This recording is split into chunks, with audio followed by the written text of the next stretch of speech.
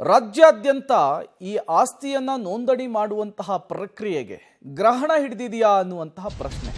ಯಾಕೆ ಅಂದರೆ ರಾಜ್ಯಾದ್ಯಂತ ಮತ್ತೊಮ್ಮೆ ಸರ್ವರ್ ಸಮಸ್ಯೆ ಜನರಿಗೆ ಕಾಟ ಕೊಡ್ತಾ ಇದೆ. ಇದರಿಂದ ಜನ ನಿತ್ಯವೂ ಕೂಡ ಪರದಾಟ ನಡೆಸಬೇಕಾದಂತಹ ಪರಿಸ್ಥಿತಿ ನಿರ್ಮಾಣವಾಗಿದೆ. 252 ಉಪನೋಂದಣಿ ಕಚೇರಿಯಲ್ಲೂ ಕೂಡ ಇದೇ ಹಾಡು ಇದೇ ಗೋಳು. ಕಳೆದ 15 ದಿನದಿಂದ ಕಾವೇರಿ ತಂತ್ರಾಂಶ 2.0 ಇದರಲ್ಲಿ ಸಮಸ್ಯೆ ಕಾಣಿಸಿಕೊಂಡಿದೆ. ತಂತ್ರಾಂಶ ನಿರ್ವಹಣೆಯ ಸಂಸ್ಥೆಗೆ ಹಣ ಬಿಡುಗಡೆಯಾಗಿಲ್ವಂತೆ. ಹಾಗಾಗಿಯೇ ಪದೇ ಸರ್ವರ್ ಸಮಸ್ಯೆ ಉಂಟಾಗ್ತಾ ಇದೆಯಂತೆ.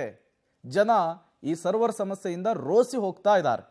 ಬೆಂಗಳೂರು ಸೇರಿದಂತೆ ರಾಜ್ಯಾದ್ಯಂತ ಈ ಸರ್ವರ್ ಸಮಸ್ಯೆಗೆ ಜನ ಹೈರಾಣಾಗಿರುವಂಥದ್ದು. ರಾಜ್ಯದ ಸಬ್ ರಿಜಿಸ್ಟರ್ ಆಫೀಸ್ಗಳಲ್ಲಿ ಕಾವೇರಿ 2.0 ಸರ್ವರ್ ಡೌನ್ ಎಫೆಕ್ಟ್ ಸದ್ಯ ಸಾರ್ವಜನಿಕರು ಪರದಾಡುವಂಥ ಪರಿಸ್ಥಿತಿ ಮುಂದುವರಿತಾ ಇದೆ. ನಾನೀಗ ಗಾಂಧಿನಗರದ ಸಬ್ ರಿಜಿಸ್ಟರ್ ಆಫೀಸ್ನ ಒಳಭಾಗದಲ್ಲಿದ್ದೇನೆ. ಸಂಪೂರ್ಣವಾಗಿ ಇಡೀ ಕಚೇರಿ ಖಾಲಿಯಾಗಿದೆ. ಯಾಕಂದರೆ ಜನಕ್ಕೆ ಇದರ ಅರಿವು ಗೊತ್ತಾಗಿದೆ. ಸರ್ವರ್ ಡೌನ್ ಇದೆ, ವರ್ಕ್ ಆಗ್ತಾ ಇಲ್ಲ ಅನ್ನುವಂಥದ್ದು. ಇದೇ ಎಫೆಕ್ಟ್ ಹಿನ್ನೆಲೆಯಲ್ಲಿ ಬಂದಂಥವರು ಕೆಲಸ ಆಗದೇ ಇರುವಂಥ ಕಾರಣಕ್ಕಾಗಿ ಬರ್ತಾರೆ, ವಾಪಸ್ ಹೋಗ್ತಾರೆ.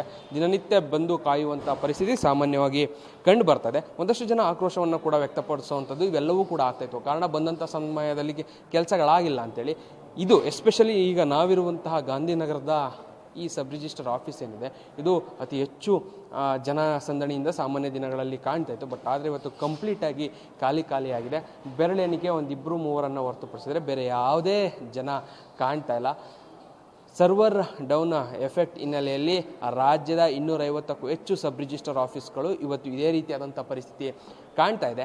ಕಾರಣ ಸರ್ವರ್ ಡೌನ್ ಇದೆ, ಯಾವುದೇ ಕೆಲಸ ಕಾರ್ಯಗಳು ಕೂಡ ಆಗ್ತಾ ಇಲ್ಲ, ಆಸ್ತಿ ನೋಂದಣಿ ಆಗ್ತಾ ಇಲ್ಲ, ಇ-ಸಿ ತೆಗೆದುಕೊಳ್ಳೋದಕ್ಕೆ ಆಗ್ತಾ ಇಲ್ಲ, ಈ ಖಾತಾ ಸಿಗ್ತಾ ಇಲ್ಲ. ಎಲ್ಲ ಸಮಸ್ಯೆಗಳ ಹಿನ್ನೆಲೆಯಲ್ಲಿ ಸಮಸ್ಯೆ ಜನರನ್ನು ಕಾಡ್ತಾ ಇದೆ. ಬಂದಂಥವರು ಅಧಿಕಾರಿಗಳನ್ನು, ಆಫೀಸರ್ಸ್ ಅಥವಾ ಇಲಾಖೆಯನ್ನು ಬೈಕೊಂಡು ಮನೆಗೆ ವಾಪಸ್ ಹೋಗಬೇಕು ಅಥವಾ ಕಾದು ಸುಸ್ತಾಗಿ ಮನೆಗೆ ವಾಪಸ್ ಹೋಗುವಂಥ ಪರಿಸ್ಥಿತಿ ನಿರ್ಮಾಣ ಆಗಿದೆ. ಸರ್ಕಾರ ಕೂಡಲೇ ಈ ಬಗ್ಗೆ ಎಚ್ಚೆತ್ತುಕೊಂಡು ಕ್ರಮಗಳನ್ನು ಕೈಗೊಂಡು ಸಮಸ್ಯೆಗೆ ಪರಿಹಾರ ಹುಡುಕ್ಲಿಲ್ಲ ಅಂತ ಹೇಳಿದ್ರೆ ಮತ್ತಷ್ಟು ಸಂಕಷ್ಟಕ್ಕೆ ಜನ ಸಿಲುಕ್ತಾರೆ. ಕ್ಯಾಮ್ರಾ ಪರ್ಸನ್ ಮಂಜು ಜೊತೆ ರಾಘು ಮರಿಸ್ವಾಮಿ, ಪಬ್ಲಿಕ್ ಟಿವಿ, ಬೆಂಗಳೂರು.